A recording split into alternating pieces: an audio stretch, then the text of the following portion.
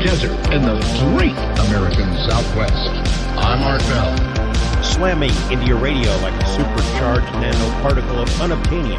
My name is George Knapp. I'm Richard Syrett. This is Connie Willis. I'm George Norrie. Welcome to Coast AM. It's great to be here. Welcome to Coast PM, the number one unofficial Coast to Coast AM podcast. We are two brothers who analyze the world's largest overnight paranormal radio show known as Coast to Coast AM. My name is Paul. I'm the guy that listens to this inexplicable radio show here with my brother. Hey, it's Chris, and I'm the bucket of fried chicken to your Colonel Sanders, and that the best of the best comes straight from Kentucky, Paul. That is so true, Chris, because today we're going to be talking about high strangeness in the great state of Kentucky with author Steve A. Asher being interviewed by Richard Syrett from the January 9th, 2022 interview. All right, dude. Haven't had a Richard Syrett in a while. I missed him. He's kind of got that smoky voice, man. I'm always here for him. Yeah. So yeah, very excited. And definitely excited to be rolling through the hills of that blue fescue. You know what I'm saying? And that's the thing, man. We're Southern boys, and I think our listeners know that. So when Kentucky was being talked about, it really resonated with me. I've been wanting to get to this episode for a while now. But we're going to be talking about a wide variety of topics, Chris, including haunted prisons, frogmen, demon dogs, and angels. What a topic of conversation for this Spooktober, Paul. It's going to be our public feeds Spooktober finale, so I thought we would do it right. Nice. Yeah, dude, there's some big topics of conversation. Very excited about the frogmen. That's, it reminded me of South Carolina with the lizard people. I think they're probably related, definitely different, but related. There's a whole lot of waterways and river systems in Kentucky, so yeah. A whole race of frog people could hide very easily up in the mountains. Very, very true. But before we get to that, Chris, we have to check in with our good friend Tim Banal at the Coast to Coast AM blog. Tim time. Today's article, video, taser-wielding clown roaming city streets prompts warning from Dutch police. You don't want any of those things. You don't want somebody wielding a taser. You don't want them to be wearing a clown mask. And you don't want to be in Denmark. I mean, the Denmark part, I don't think I would mind as much. I feel like it's nice there. I kid the Danish. For our giant Danish audience. I kid the Danish. Well, from the article, Chris. Police in Netherlands issued a worrisome warning to residents about a taser-wielding clown spotted roaming the streets of a city. That's probably illegal in Denmark. Oh, this is the Netherlands. Sorry, I was thinking Danish and Denmark. We're in the Netherlands, which is the Dutch. Do you think it would be less legal or more illegal in Netherlands? I think it would be just as illegal in either country. Yeah. There's weird laws in the States too. Like, did you know that you aren't allowed to carry around a baton without a license in a lot of states? Yeah, those metal batons. Yeah, you can have a gun constitutionally, but you can't carry a baton. I don't understand that. Well, a lot of places do make you get some kind of registration, though, when you get a gun. I'm specifically thinking of Tennessee, which is constitutional carry, but you have to get a carry license for a gun. I mean, for a baton, but not a gun, which I think is odd. In Tennessee? In Tennessee, yeah. That's actually kind of wild. But isn't that weird? Cool. All right, let's keep going. That's true. Yeah, because I own both items, and one needed a permit and one didn't. That's kind of wild. But yeah, keep going. Yeah. According to a local media report, the unsettling case began last week with a series of TikTok videos wherein the haunting harlequin can be seen frightening people in the community of Amersfoort. As one might imagine, the presence of the mysterious miscreant in the city caused quite a stir on social media, which prompted Dutch authorities to assure residents that they were aware of the commotion as, quote, we have seen the TikTok videos and received the reports about the creepy clown in their midst. Yeah. You ain't big and bad like you think you are. We got TikTok too. We got smartphones. We can see the videos. I also love the fact that cops now have to respond to TikTok videos. That just feels like a perfect summation of where we are as a society. It's great. I mean, this taser-wielding clown is almost certainly some kind of person that is attempting to be a internet celebrity or is an internet celebrity, right? Very likely, or just a general prank that you post on TikTok. You know what I mean? Yeah, right. And they probably know the people that they're tasing. Yeah. Well, no one's actually getting tased. The clown just has a taser. Oh, he's just running around with a taser? Yeah, as far as I have seen, there has been no okay. tasing being done. There's no assault being done by the taser-wielding clown. He's just running around with a taser. Which is what makes me think that this is 100% fake, because no killer clown is going to use a taser, Chris. If anyone was trying to be actually creepy, they would have a weapon of some sort. This is just someone who happened to have a taser, I think, and wanted to be spooky. Maybe if they're going after people with pacemakers, specifically, Paul. That is a great point. Maybe they just have a problem with the elderly or heavy smokers. While the police conceded they cannot be certain if the scenes in the video were staged, they stressed that they are taking the situation seriously. Have instructed officers to, quote, keep an eye on the situation. As if a clown prowling around the community were not unnerving enough, authorities also observed that, quote, the sound of an object similar to an electroshock weapon can be heard in the footage, which makes them suspect that the Harlequin could be armed with some kind of taser. So we don't even know that he actually has a taser? Yeah, it's just the sparking sounds. Oh, and that could be added, like, in post. It could very well be added in post. Yeah, we know that. Oh my gosh. Oh, I know a lot about the editing world, Paul. You add it in post. We do have a podcast, so we're experts on it. Yeah, we know. Listen, I've put several clips on this podcast throughout the year and a half we've been doing this, Paul. Several. At least 3 or 4. At least 3. I think several's actually the perfect number for you. With that in mind, they urged residents to be alert when walking around the city and to call police if they see something amiss. Suggesting that the case is not a hoax orchestrated by a mischievous prankster, a concerned mother told a Dutch newspaper that her daughter actually encountered the ne'er-do-well, and the youngster was most certainly not in on the joke. Yeah, dude, don't scare a child with your tasing-wielding clown costume. That's not who you go after. No, scare some shithead teenagers, man, but not a kid. Not a child. Not a child. If they're 17 and acting up, definitely scare them. I was going to say, we don't really get an age on her daughter. They don't really say that it's a young girl. Yeah, that's true. Daughter, so daughter she may could be 57, if your mom's still alive. She may have deserved it for all we know. We aren't certain. We need more details. Yeah, right. I'm sorry. I just don't trust teenagers. Okay, I'm that age now where I hate teenagers. What if this is a good clown? What if the clown's out there doing good? It's Batman. It's the Batman clown. You don't see many good clowns out there. Well, maybe this is the first one. Yeah. Quote, suddenly, out of nowhere, came that clown with a taser, the unnamed woman recalled. Quote, on the video, you can hear my daughter screaming with her friend. They called the police and they came right away. Those girls are really scared to death. That's spooky. I feel bad for laughing now. Yeah. We should have finished reading that sentence. Yeah, man, that is definitely creepy. So he does have a taser. Apparently, that in my defense, though, the sentence "out of nowhere came the clown with the taser" is kind of a funny sentence. You're just not expecting those words to be together. Yeah. He was running at us with his squeaky shoes. And he kept on spraying us with water, but he had the taser in his hand, and we're like, dude, you could really hurt us with that. Please stop. Water and a taser—that's a bad mix, brother.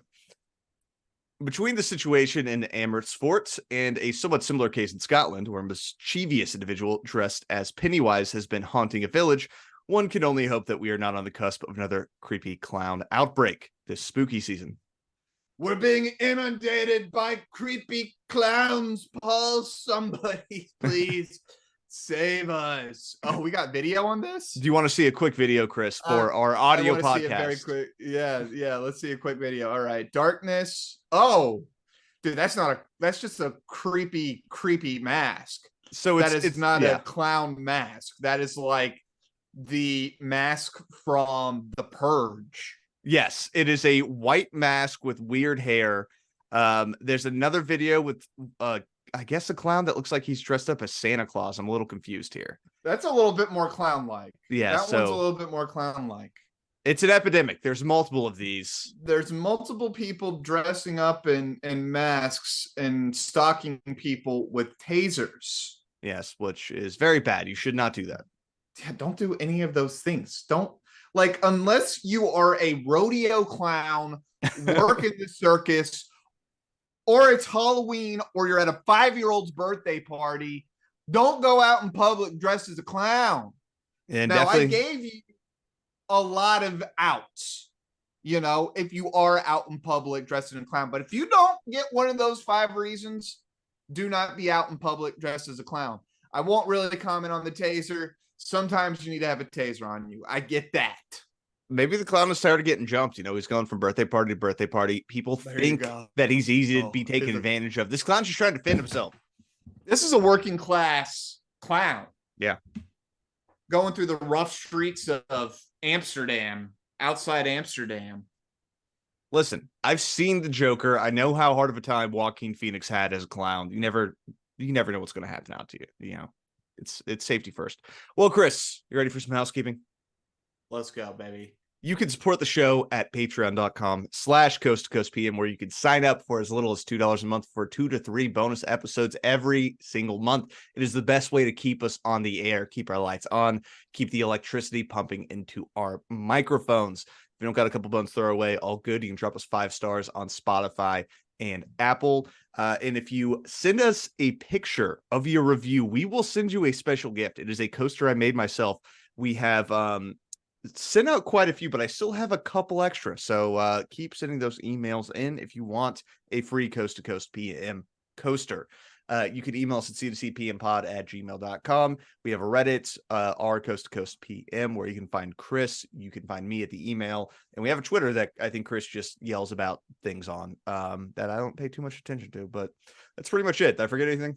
I have been off of Twitter. It's just been a cesspool these last couple of weeks. So not really posting a whole lot there recently. Well, ignore the Twitter. Find us on Reddit. That Yeah, works. it's a better place. That's the only social media we have. I feel like we should have more. Who cares?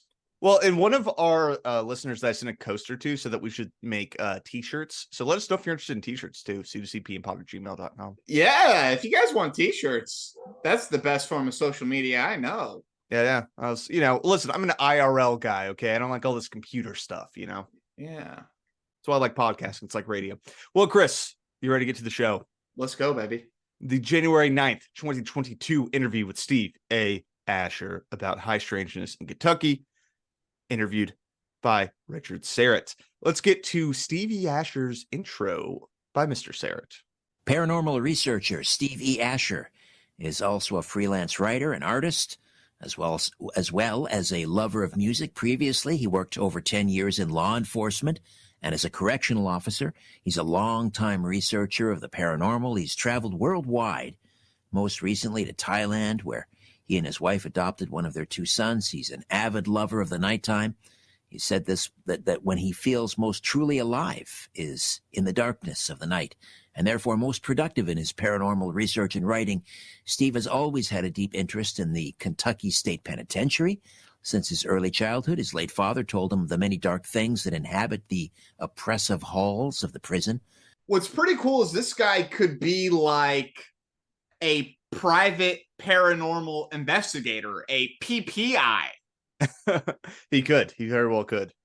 And that does make him a little bit different than other paranormal investigators, I imagine. That he can bring that eye of a police officer, of a detective, while also dealing with paranormal aspects.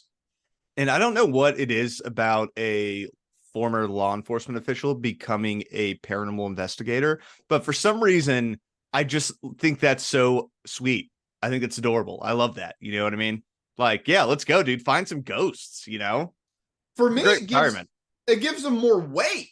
I don't Yeah. know if I should feel that way, but I do. I don't know. It's like, oh man, this guy's seen some stuff, right? He has seen the evil of humanity almost assuredly, and especially if he's worked in prisons too, and he's also seen he's seen good people that got in bad situations, right? I mean, I'm very, very interested to hear what this guy has to say already. Well, yeah, and that's the cool thing is that like he has experience and he's seen some shit, right? So I don't know, something about that just feels like he'd be better at navigating the paranormal world, which, as we've discussed, is a series of very high and very low moments that have been embedded on the world, right?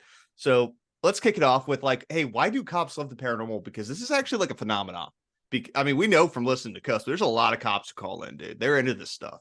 And I've talked to other people on Coast and elsewhere that are either former or current law enforcement, and they have this fascination, obsession with the paranormal or cryptozoology. What's that all about? Because you're also former law enforcement. You know, I was thinking about that. I'd actually had messaged him just right after y'all's segment, and we kind of run around some of the same paths, but never had crossed those paths. I think it's something to do with the makeup. It's the same sort of people who are drawn to mysteries, or be it cold case files, things like that. You want to get to that end. You want to discover that hidden gem or that hidden truth or whatever. It's, I don't know, maybe it's something in the water. I'm not for sure, but I think that having the law enforcement background with the training that you have to receive for that and all that definitely helps to it, and it allows you to be able to kind of pick apart what would be more or less folklore, which I love folklore too, and what would tend to be more like facts.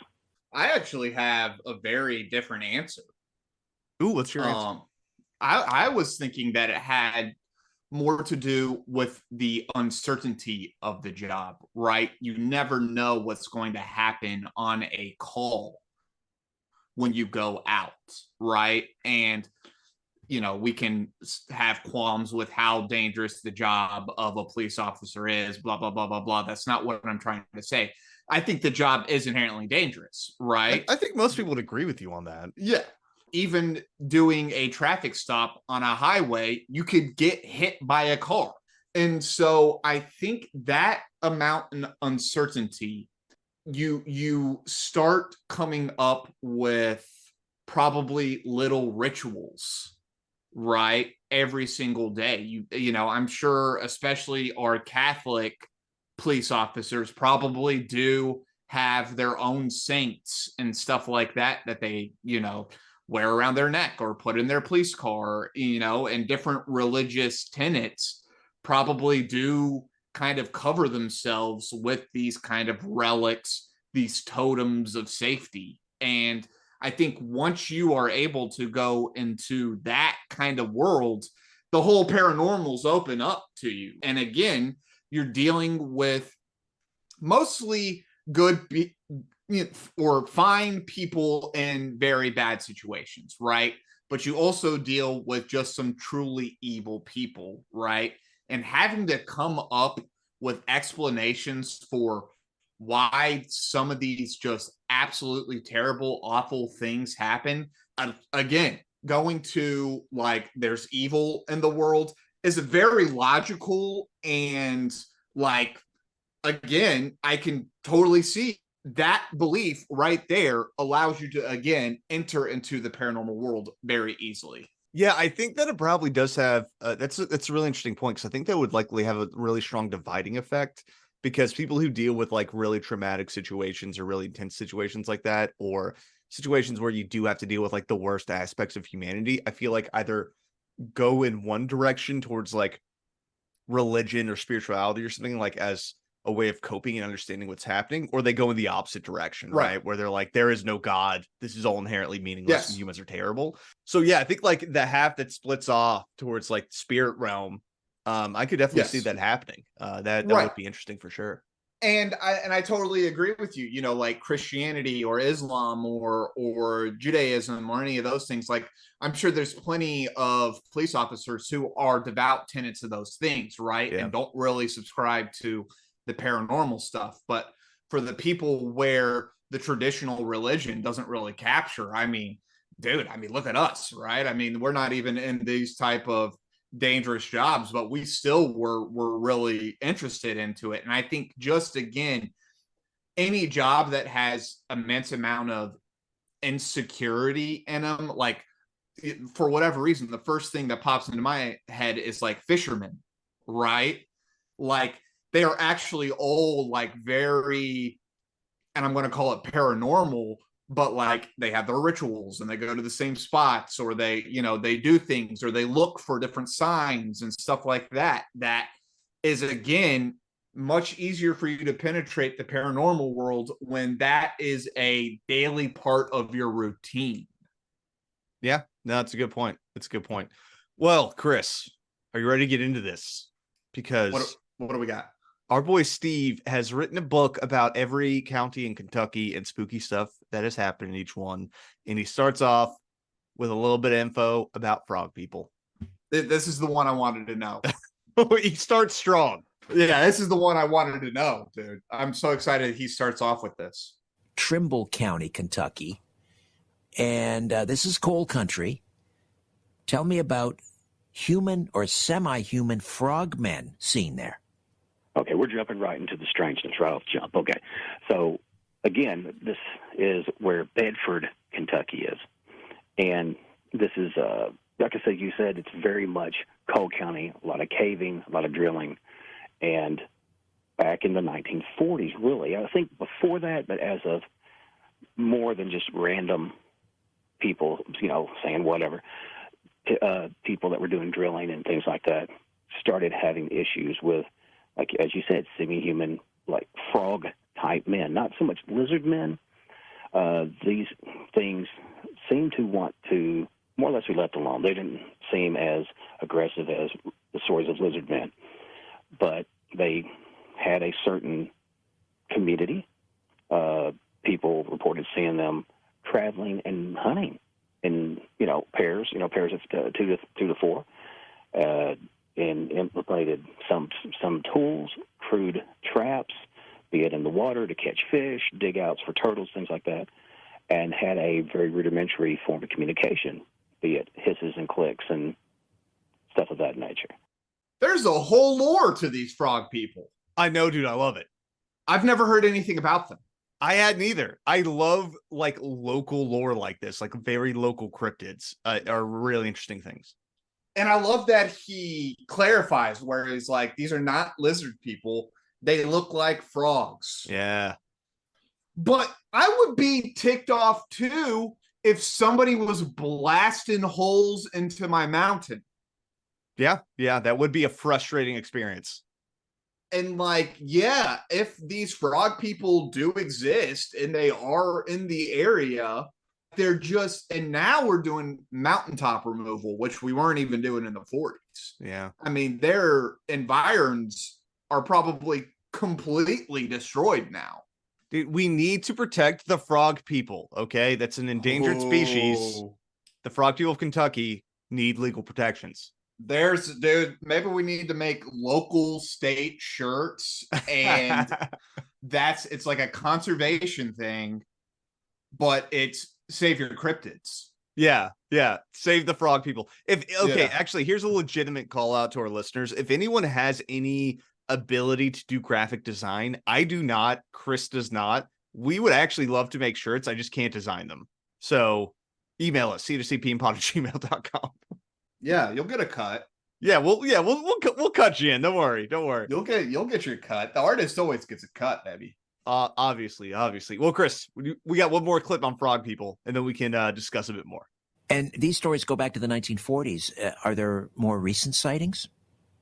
You're always going to have like somewhat of, we saw something in the woods or something just down in sort of a swampy area or whatever. But like the heyday of it was really around the 1940s up through the 1970s. And it seemed like once Bigfoot kind of come on the scene, this sort of faded back. And who knows, it could be a situation that the Bigfoot came into an area and these guys backed up. I don't know. Or they may have went underground. Literally, I'm not for sure.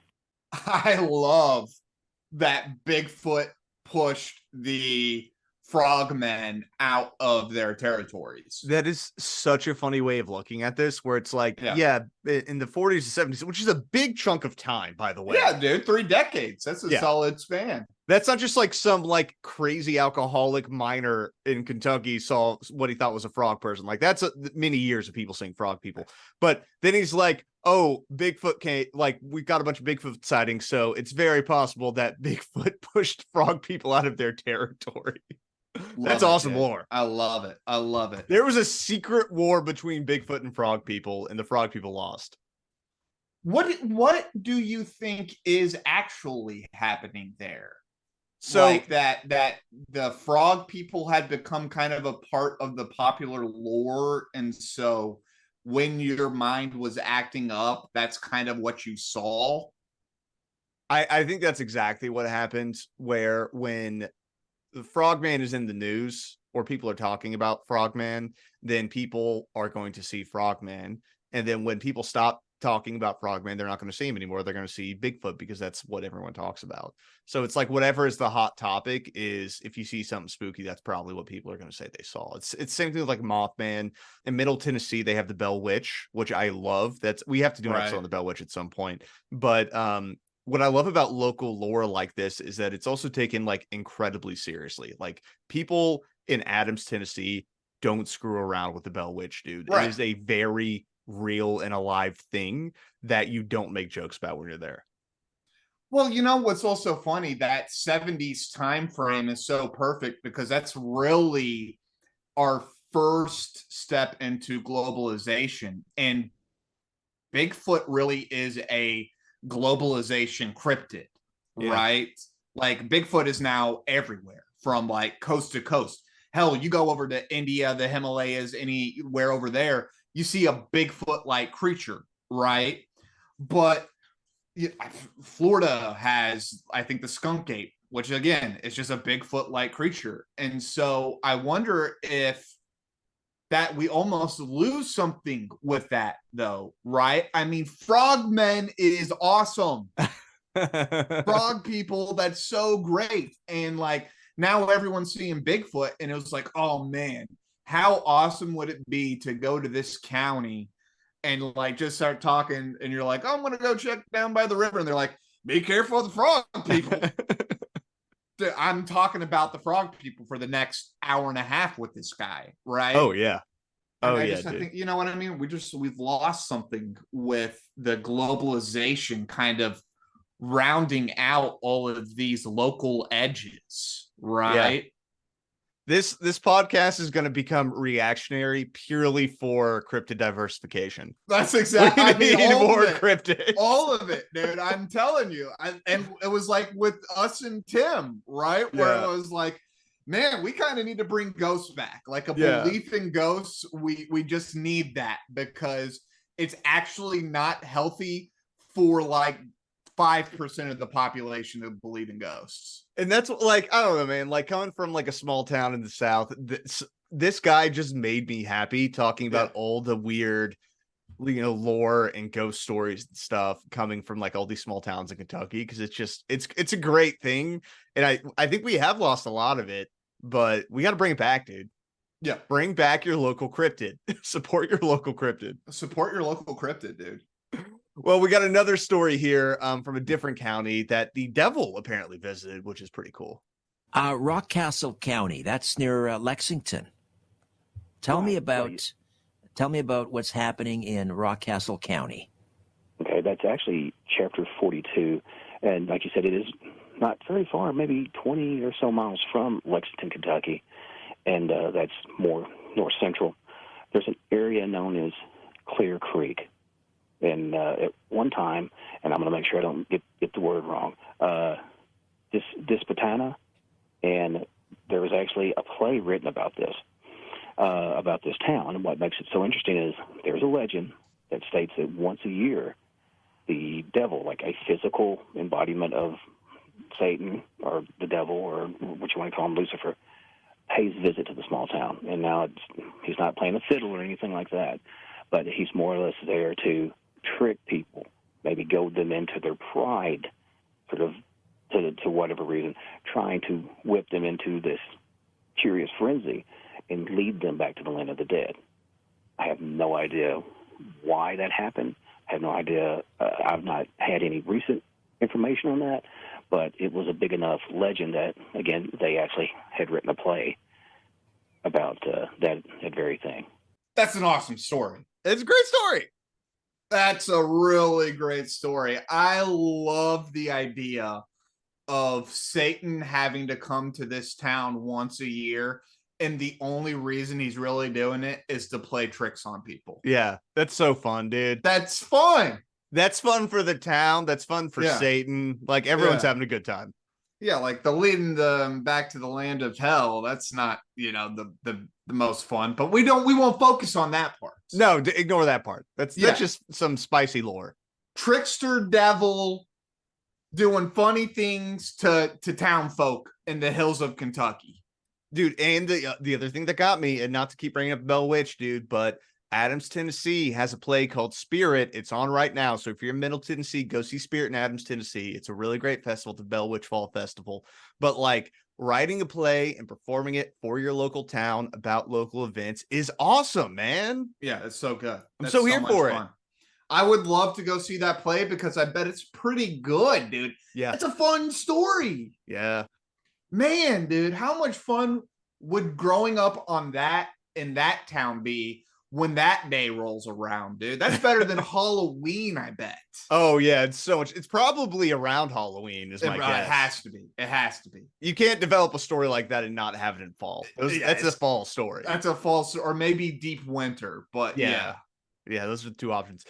People sleep on ghost stories on Christmas. Oh, yeah, you got to do them. Yeah, damn, dude. I mean, Christmas Carol. That's like, it used to be a bigger thing, and I think it needs to be brought back as well. Frankenstein is written during like a Christmas party with a bunch of, like sad boy poets. Wait, what? Yeah, dude. Mary Shelley.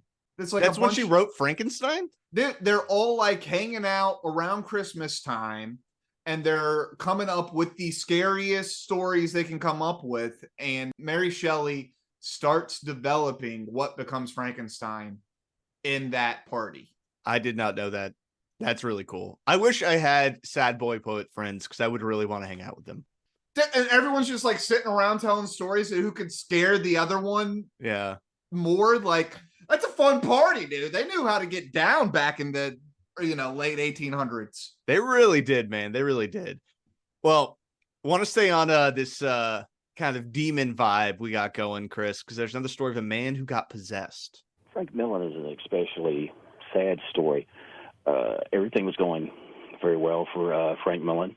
Very kind man, family man. This, unfortunately, was during the time when TB, tuberculosis, was rampant, and he contracted this illness. And as things went on, obviously your body wears down, trying to fight this illness, and depression set in to the degree that he began to hear voices and even saw some shadows that, well, they urged him to go do things that he would not ever do. And after a long time of fighting this, what you want to call it, entity or malignant thought, he went and picked up a heavy axe from the yard. Well, at the end of the day, he had killed 5 family members, including himself, by some of them, of course, he had bludgeoned with the axe, but himself, he hung himself on the poor charge. And when the people come up, he was still holding one of the heads in their hand. Dear Lord. That's an awful story. That one is dark, dude. That's not a good story at all. Holy cow. Does tuberculosis mess with you mentally like that? I mean, I am an expert on tuberculosis because I did play Red Dead Redemption 2, and I don't recall that ever messing with me that much. I can't remember. I don't know enough about it. That just seems crazy that he just flips like that. Just flips a switch. Apparently tuberculosis can form lesions in the brain. That's what it was then. So sure. Yeah, there are neurological issues that can be associated with TB. So yeah, it's definitely possible, I guess. Yeah, dude. I bet he grew some lesions in some not good places in his brain. Yeah. And here's the thing though, is that is a fantastic horror story. Yeah. Any time you have a family member killing their own family, dude, that's bad news. Everyone is horrified by that, right? I mean, Yeah. murder is bad anyways, but it's particularly bad when a family member is killing somebody within their own family. I mean, that's the absolute worst, right? It's why, I think to this day, the Civil War plays such a big part in the American psyche. Is it did break apart many times amongst family. Yeah, and it's the foundation of some of the best, ghost stories in America, like the Amityville Horror, right? That was my first thought Yeah. when he read that. Yeah, it wasn't an axe, but it was a high-powered rifle, and he murdered his entire family. And we do know that the horror itself was all fake, which we covered in our Amityville Horror episode that you can go listen to. But it is a rock-solid foundation for scaring the crap out of people. I'll give him that much. All right. Yep. That's bad news. It was no good. All right, Paul, we need to psychically cleanse ourselves. What do you got? All right, let's cleanse ourselves a little bit, Chris, with a cursed gold mine, which is some fun Kentucky stuff. You need a lot of water to cleanse that gold out of them hills, boy. So that's good. Yeah. Wash that serial killer taste out of our mouth. Yeah. Lee County, Kentucky. What's going on in Lee County, Steve? Okay, well, this was an area where the Shawnee were pretty prevalent. And this is an area known as Lower Devil's Creek. Don't you love these little... Oh, yeah. It's like, let's move to Lower Devil's Creek. That sounds lovely. But it was a kind of rough watered area. That's why they called it Devil's Creek, because, it was rough. So anyway, there was a mine there. Again, a lot of coal mining, a lot of silver, a lot of gold, all this stuff people were pulling out. Everybody knows about, like, silver and gold mines out west, but they were definitely here, too. So anyway, there was an area known as the Swift Silver Mine, and supposedly at one time, Shawnee tribe hid their gold there, hid like a lot of gold there, and they were in the process of trying to discover. They found certain implements and different finely tooled golden relics,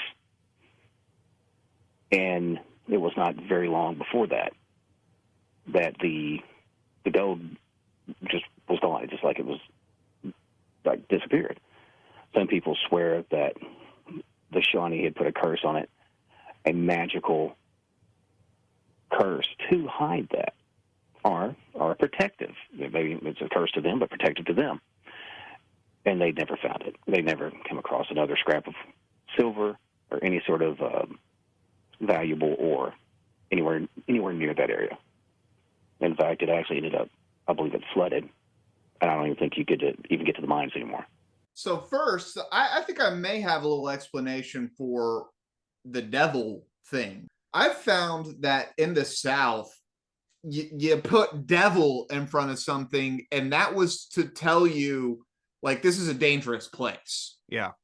Like, you can get hurt here, right? Yeah. And he kind of gives it away there, where it's like, well, it was like a really rocky part of the stream, and I'm sure a couple of people had gone down there and probably either seriously hurt themselves or died. In Northwest Arkansas, we would go to a place called Devil's Den all the time, and again, and like pioneer times, I can totally see people being like, stay the heck away from there. You know what I mean? Especially if you're like pulling a cart or something, your animal's gonna bust a leg, you're gonna break your cart, all your stuff's gonna get stolen. You know what I mean? Like, this is not a good place for you to be. Yeah, dude, we got the same thing out here in Virginia now, actually. Devil's Backbone, which is both a brewery, but also a really rocky, like, ridge line. Right. Where you could very much hurt yourself if you are not careful. Right. And these places are typically very good for, bad elements to hang out in, right? Yeah. Because others don't go there because it's dangerous and it's probably hard to get to. And once you get in there, it becomes very hard to maneuver in there if you don't know what you're doing. Yeah. Like I said, man, Red Dead Redemption 2. I know all about that life. Right, exactly. That's really coming into handy, isn't it? All that video game playing. A lot of learning from RDR, dude. A lot of learning there. But Paul, I also had a little theory about what happened to this golds. Yeah. I wonder if it was kind of like an elemental thing, right? Like the earth almost being like, your greed is too much. Yeah. I like that, dude. Got Mother Gaia. Yeah, right. Or the regional spirits, at least, being like, you've extracted all of this ore from where it was not supposed to be extracted from, right? Like, some of this stuff is supposed to stay in the earth and we're just pulling it all out. I imagine the earth doesn't love that. Yeah. Well, that kind of reminds me of the concept that global warming is humanity giving the earth a fever, where your body gets a fever to kill the germs. Right. And as we continue to cause issues to earth and it gets hotter, that's the earth trying to kill us off. Well, what's that saying from, I'm sure it's not actually from Westworld, but these violent delights have violent ends. We've been delighting violently for a very long time. Like the havoc we're about to wreak. And it's not just going to be from the earth. It's going to be all of society wreaking havoc upon itself because we are diseased. Yeah. The one I thought of was Matrix, where Mr. Smith tells Morpheus that humanity is actually a virus. Yeah. That has spread itself across the earth. Well, this is a pop culture heavy episode, Chris. Yeah. We're dropping a lot of pop culture this time. I've been trying to categorize your species. Great scene, dude. That's such a good scene. It's one of the best. Oh my God. Like, person just talking or what's monologuing. Monologue. One of the best monologues of all time. Got me monologuing. Yeah. Well, next up, Chris, we're gonna keep this rolling because we got a lot to get through today. Hellhounds. Pike County, and you mentioned hellhounds in Pike County. Are hellhounds the same as dogmen? Wow. It's funny because you talk about dogmen, then people a lot of times want to learn about dogmen with a werewolf and then a werewolf and a skinwalker, which are just all totally different kind of variants of a canine type of entity, be it they become it, they're naturally partially it, or they go into some sort of dark mystical element to bring on that form. But are dogmen and hellhounds the same thing? I don't think so. I think the earliest cryptids that they even talked about were hellhounds, like way early on. So I don't know.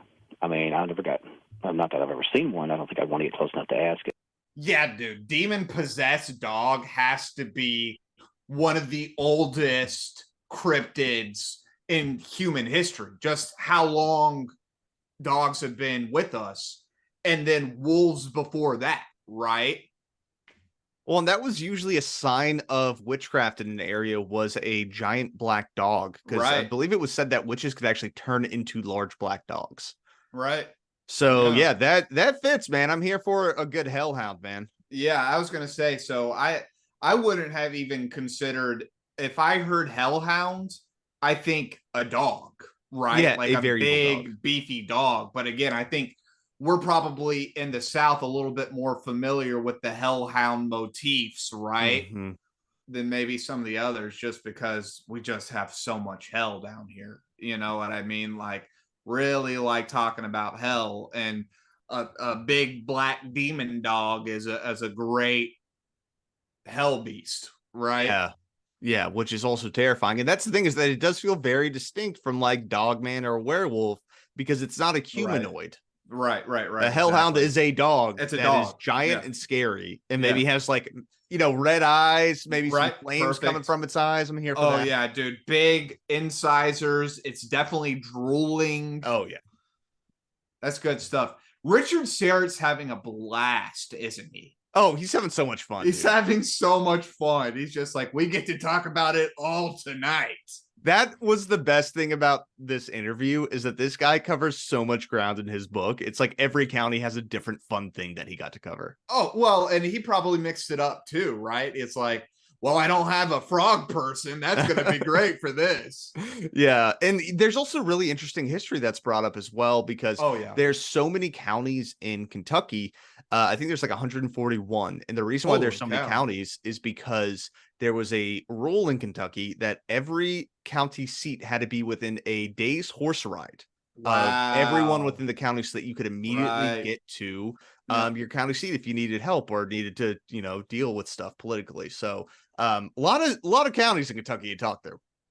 Yeah, dude, and they're right there on that Appalachian line, so they're still you got pioneers getting to Kentucky pretty early. Yeah, but I love those little bits of history where it's like, why are we like this? And it's like, well, 200 years ago when we were riding horses, we had to design it this way.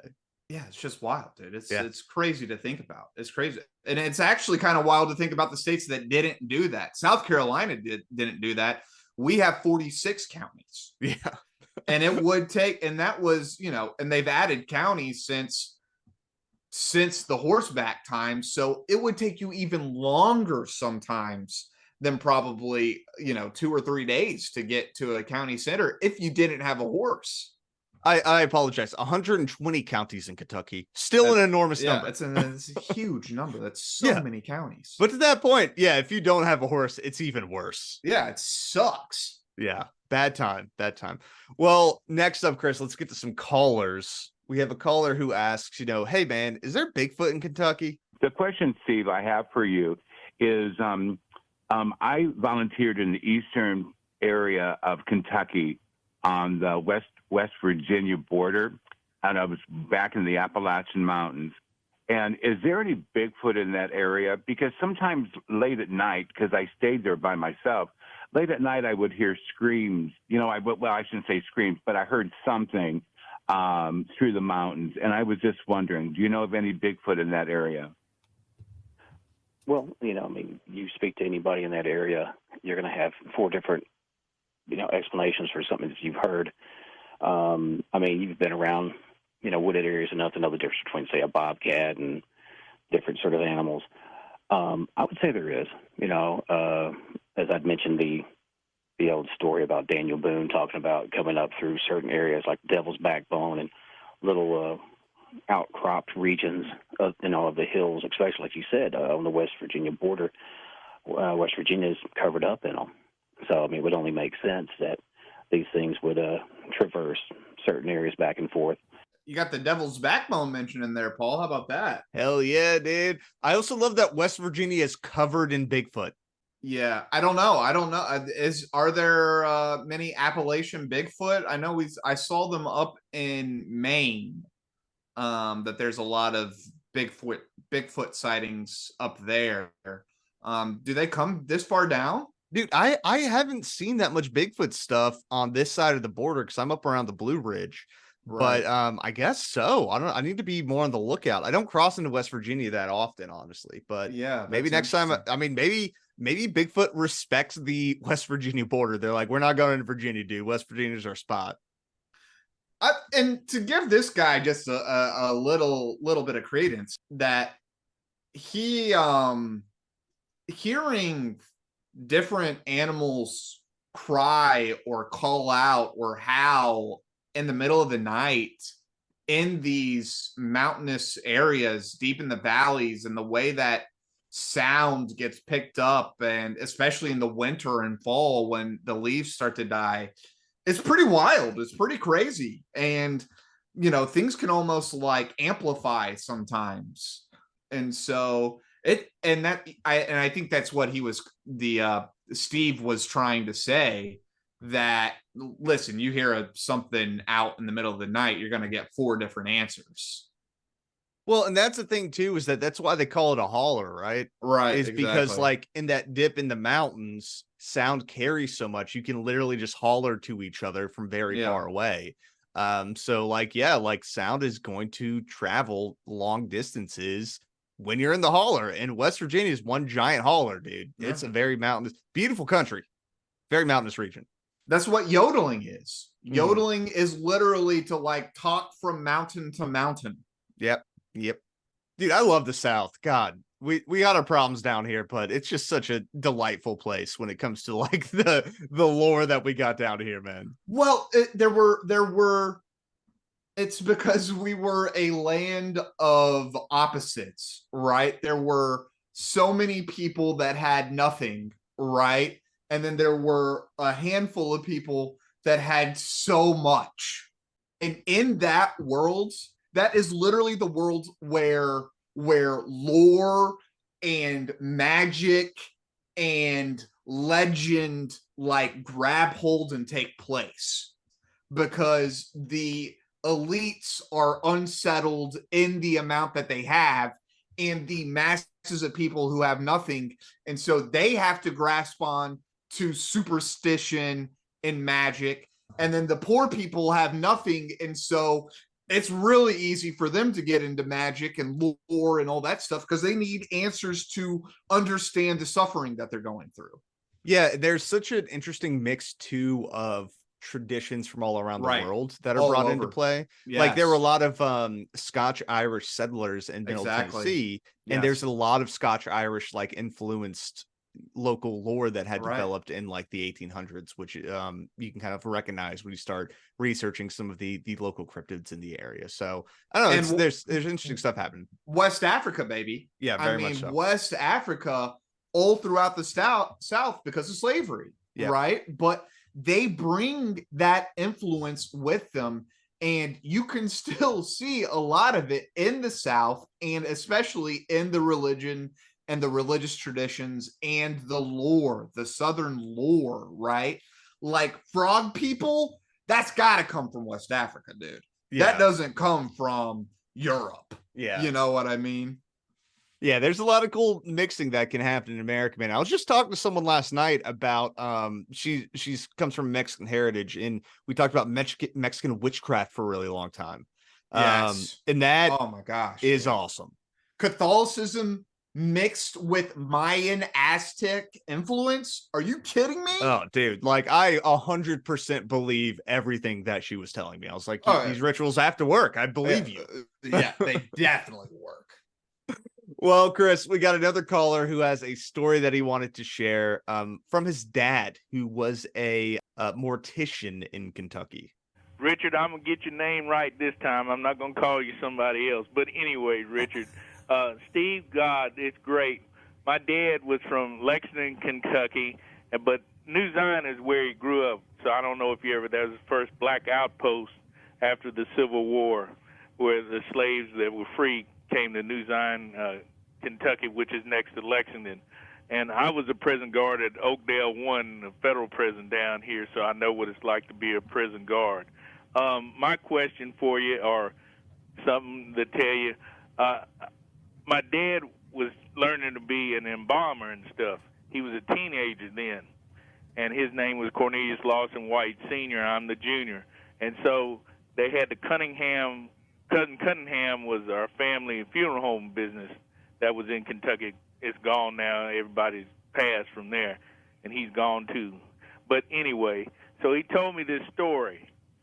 Them Cunninghams wouldn't tell him ahead of time, but he was doing a body and stuff in the back. Well, one of the bodies rose up and burped, and he got out of there. He was scared half to death. So I don't know if you have any, black stories about ghosts or anything like that, but that's my little rendition there, Richard and Steve.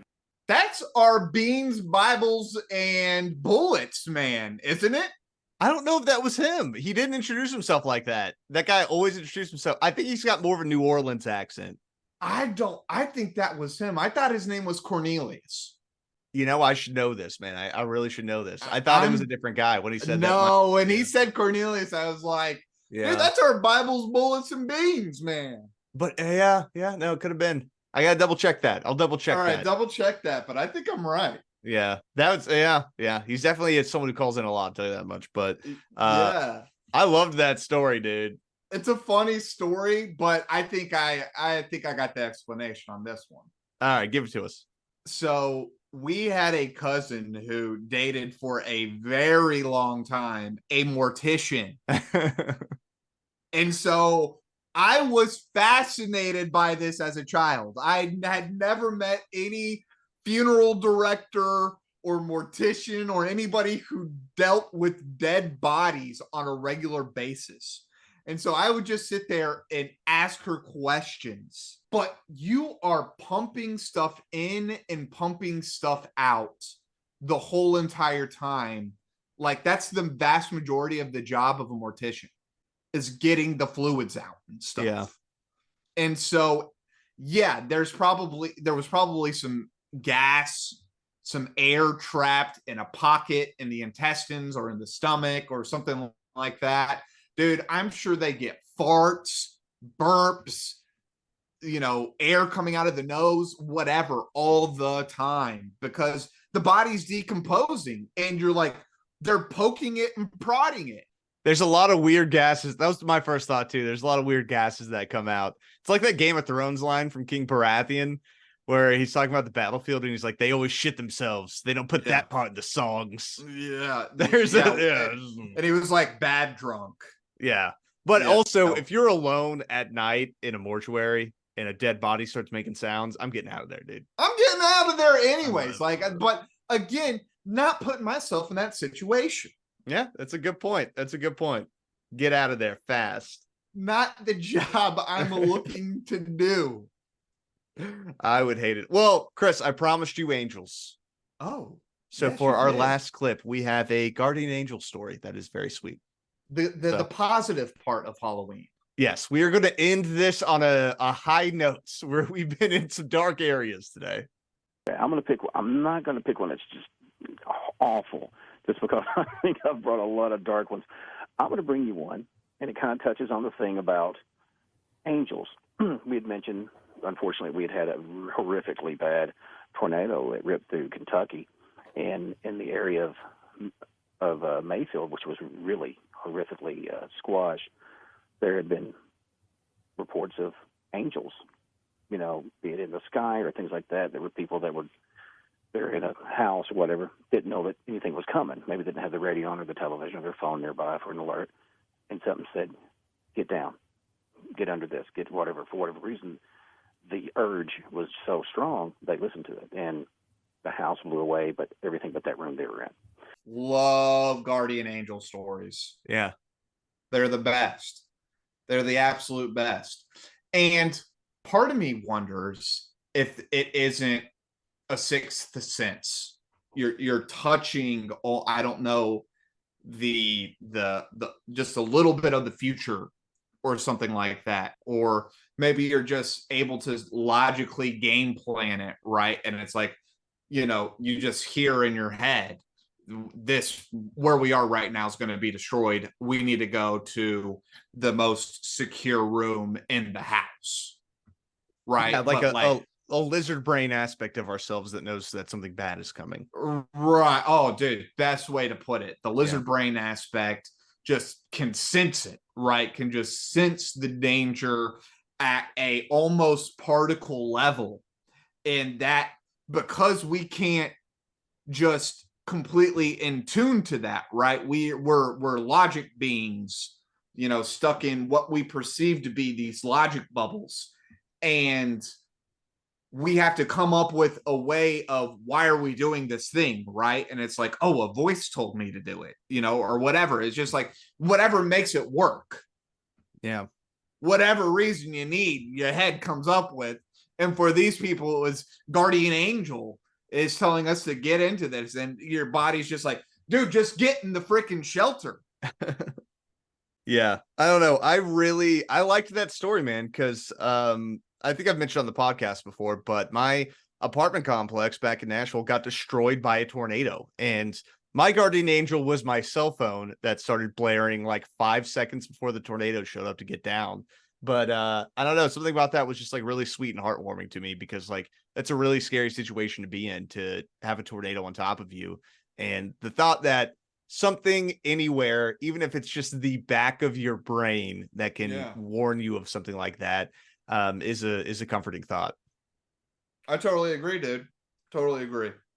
Well, that was our last clip for today. That was our interview with our boy Steve Asher with the Richard Syrett from January 9th, 2022. Chris, on a scale of 1 to 5 frogmen, what do you give our boy Steve?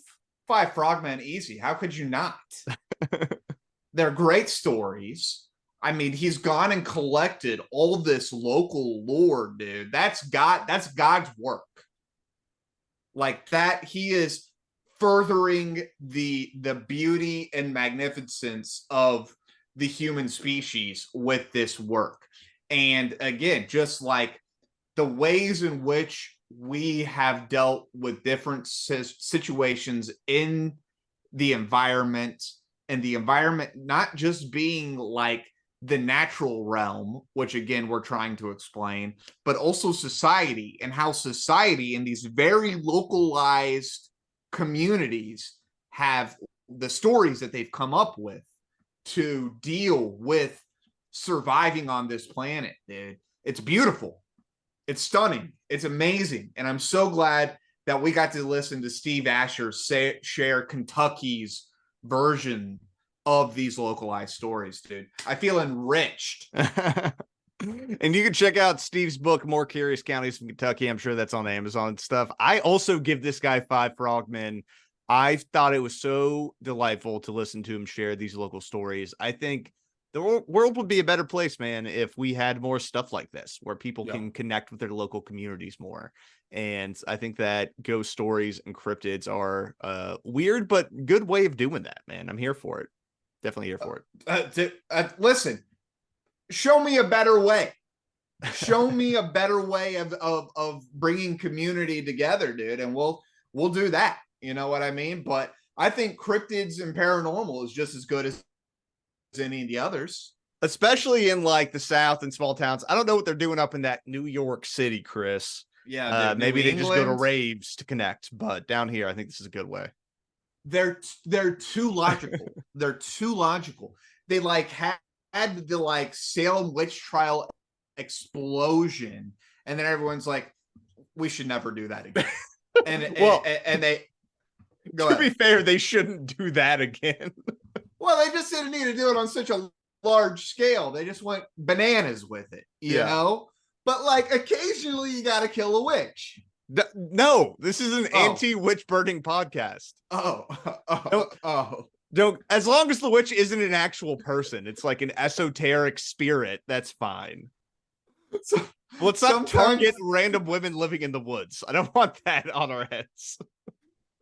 Sometimes the community has to kill the witch. No, that's not what we do. It's not what we're saying at all. That's not the point of this. But you can only do it like once every generation. Nope. You can't do it. Nope. We're going to wrap this up, Chris. This has been Coast to Coast PM, the #1 unofficial Coast to Coast AM podcast. Thank you for listening. We drop every Thursday on our public feed. You can support us patreon.com/Coast to Coast PM. And that's going to wrap up Spooktober, man. I think that was a good way to do it. Be wary of the 7th son of a 7th son. All spooky all the time. Later.